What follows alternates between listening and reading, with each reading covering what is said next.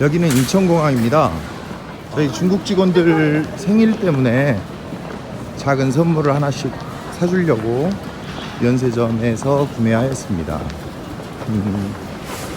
면세품 인도장으로 가는 길인데요.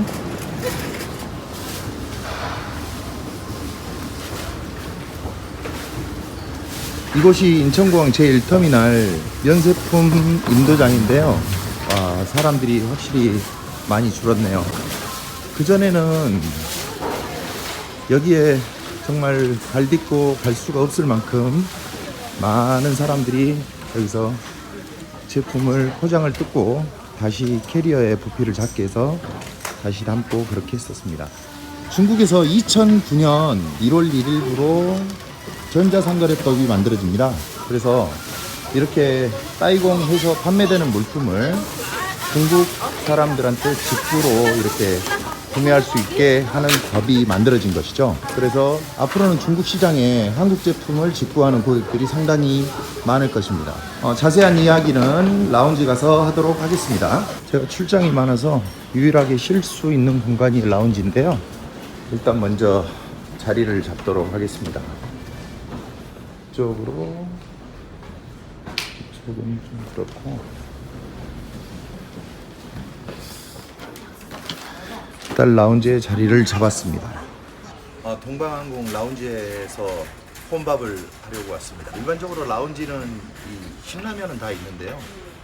이 동방항공만 짜파게티가 있습니다. 오늘은 비행기가 약 15분 딜레이 돼서 조금 여유 있게 식사도 하고 이야기를 할 수가 있을 것 같아요. 제가 대식가는 아닌데 이제 당분간 신라면과 짜파게티를 먹지 못한다는 마음에 라운지 오면 꼭 신라면 하나, 짜파게티 하나 그렇게 먹고 있습니다. 신라면도 좋아하지만 이제 맛있는 짜파게티를 먹도록 하겠습니다.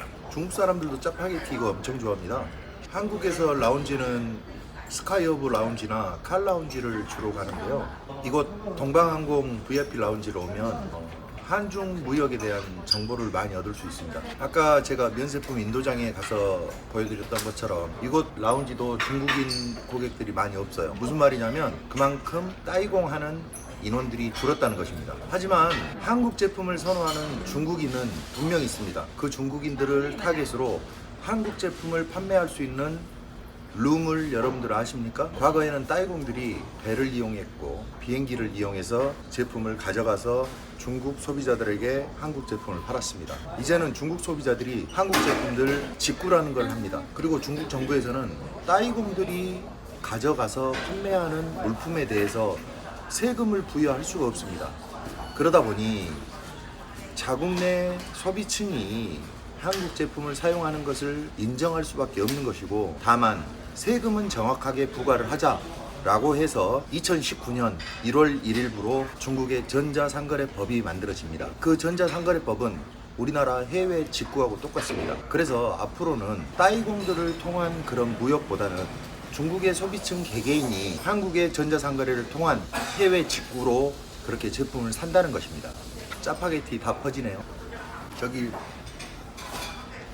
상해공항 라운지 가면 중국의 짜장면이 있습니다. 중국 사람들도 자장면이라고 이야기를 하고 그 음식을 먹는데요. 주방장이 만들어준 요리인데 라운지 음식치고는 가성비 최고입니다. 기회 되시면 한번 가보세요. 저는 중국 출장 다니는 일이 많아서요. 거의 동방항공만 이용합니다. 내가 좋아하는 선호좌석도 배정을 해주고 비행기도 가장 빨리 타고 짐도 가장 먼저 찾고, 제가 볼 때는 외국 항공사 중에는 최고의 서비스가 아닌가 싶습니다. 우리나라하고 다르게 중국은 국내선을 이용을 할 때 VIP 회원 등급은 입구가 따로 있습니다. 국내선 이용을 할 때 어떤 특권이 있어서 그런 건 아닙니다. 다만 거기로 통해서 또 빠르게 움직일 수 있고 그런 것들이 제가 볼 때는 상당히 좋은 서비스인 것 같더라고요. 중국 제품을 수입할 때 한국 정부의 입장에서는 교역량이 명확하게 나옵니다. 왜냐하면 세관에 신고를 하면서 수입 금액을 다 입력을 하기 때문이죠. 하지만 중국 정부 입장에서는 참 머리가 아팠습니다. 왜냐하면 중국 소비자들이 한국 제품을 구매하는 그 루트 자체가 방법이 잘못된 것입니다. 왜 그러냐면 정상적인 무역을 통한 이런 수입을 했다면 세금도 정확하게 징수가 됐을 것이고, 그리고 무역 교역량이 어느 정도라고 정확하게 판단을 할 수가 있습니다. 하지만 한국 제품을 중국에서 사기 위한 유일한 경로는 뭐냐면 따이공들을 통한 더 쉽게 이야기하면 밀수인 것이죠. 밀수된 제품을 소비자들이 구매를 하는 것입니다. 그렇게 생각을 할 수도 있습니다. 따이공을 통한 무역량이 어느 정도길래 그래 라고 생각을 할 수도 있지만 우리가 생각하는 상상 이상입니다.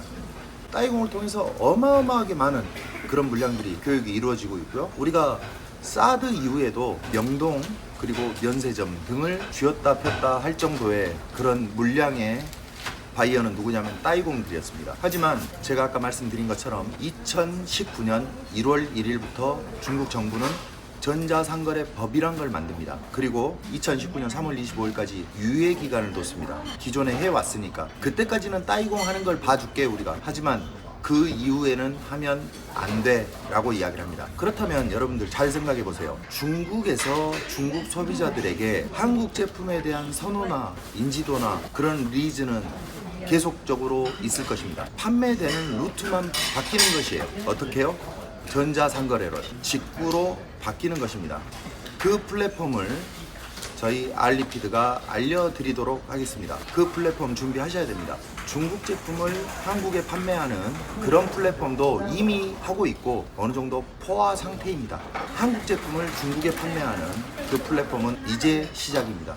앞으로 엄청난 가능성이 있습니다. 그리고 또 한 가지 유일하게 중국에서만 되는 무역이 있습니다. B2B, B2B 많이 들어보셨죠? B2B는 말 그대로 뭐냐면 비즈니스 투 비즈니스입니다. 사업자 간의 거래, 사업자 간의 무역을 B2B 거래라고 이야기를 합니다. 그런데 B2C가 있습니다.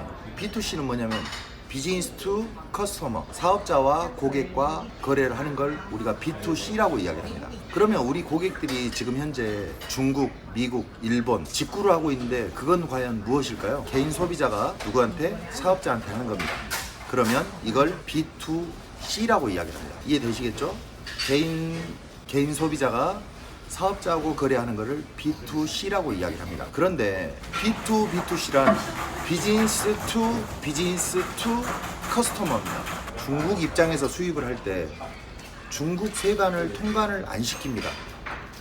여기까지 B2B, 비즈니스 투 비즈니스로 물품을 가져간 이후에 중국 보세 창고에 물건을 놔두고 설화수 100박스를 중국 보세 창고에 놔두고 거기에서 주문이 들어오면 BC로 파는 겁니다.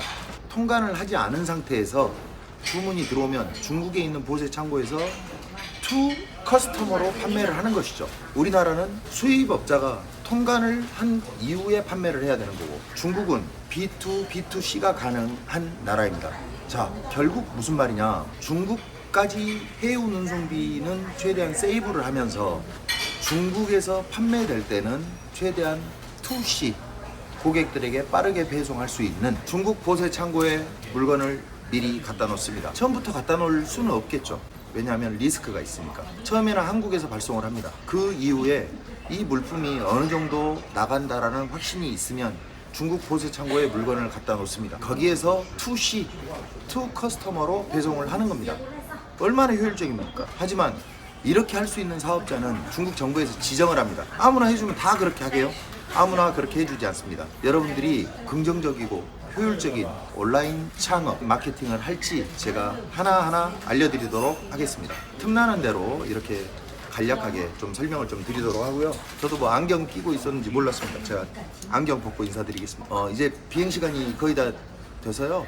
여러분들한테 인사드리도록 하고 제가 이야기하고 있는 거는 그냥 단순한 중국에 대한 정보만이 아닙니다. 여러분들이 사업을 하실 때 온라인 사업을 하실 때 내가 아는 만큼 보입니다. 내가 알지 못하면 보이지 않습니다. 여러분들 곁에서 때로는 조력자, 때로는 친구 그런 사람으로 남고 싶습니다. 언제든지 뭐 궁금하신 거 있으면 저한테 문의 주시고요. 아는 한도 내에서는 친절하게 답변 드리도록 하겠습니다. 틈나는 대로 여러분들과 인사 나누고 소통하도록 하겠습니다. 감사합니다.